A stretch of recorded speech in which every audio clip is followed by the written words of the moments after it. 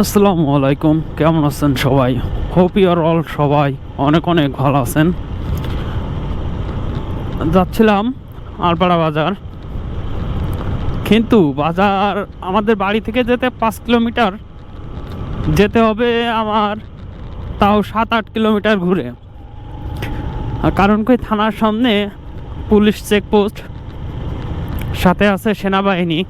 মানে পুলিশ থাকলেও মানুষ একটু রিকোয়েস্ট করে এদিক ওদিক করে চলে যেতে পারে, কিন্তু যেখানে সেনাবাহিনীর কার্যক্রম থাকে সেখানে কোনো রিকোয়েস্টের বা কোনো মামা চাচা খালুর কোনো রেফারেন্সের কোনো কাজ থাকে না। তাদের আরও রিকোয়েস্ট করতে গেলেই ডান্ডা মানে ঠান্ডা, কিছু করার নাই। গাড়ির পেপারস নাই, ড্রাইভিং আছে, হেলমেট আছে, কিন্তু রিস্ক নিতে চায় না। বলা তো যায় না কি দেখে কি করে ফেলে, তাই রিস্ক না নিয়ে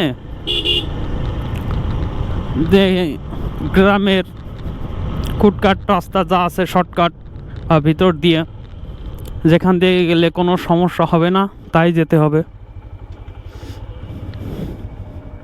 ধরেন ডান সাইড দিয়ে যদি যায় তাহলে যাইতে 2 থেকে 3 মিনিট লাগবে। এখন যাওয়ার তো কোনো ওয়ে নাই, যেখান দিয়ে গেলে সেফ মনে হবে সেখান দিয়ে যাওয়া লাগবে। যদিও দেখছি ভাঙা রাস্তা, অনেকদিন আসি না এখান দিয়ে।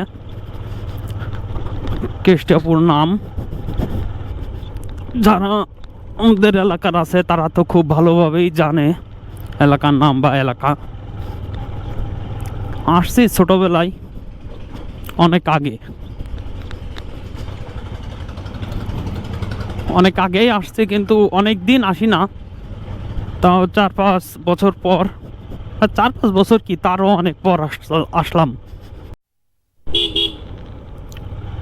ও রাস্তা দেখছি অনেকটা পাকা করে দিছে। মানে আমি যখন আসছি যে সময়টায়, তখন কিন্তু এই রাস্তাগুলো এরকম পাকা রাস্তা ছিল না, টোটালি কাঁচা ছিল।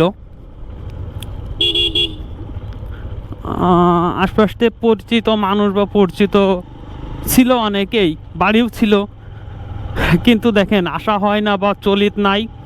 সে কারণে আমি মানে মনেই রাখতে পারছি না, মনে হচ্ছে একটা অচেনা রাস্তায় আসতেছি।